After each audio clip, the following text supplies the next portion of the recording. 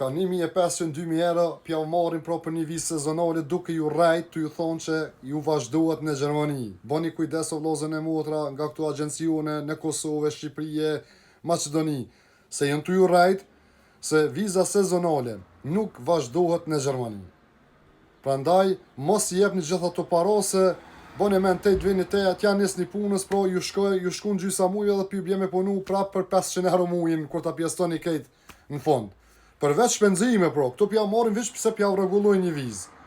Prandaj bani shumë kujdes, shpërndoni këtë video që ta shohin sa ma shumë, se u kputa të fol me njerëz, pra që po më thojnë, ju kam premtu agjencione që vazhdohet viza kur shkojsh në Gjermani.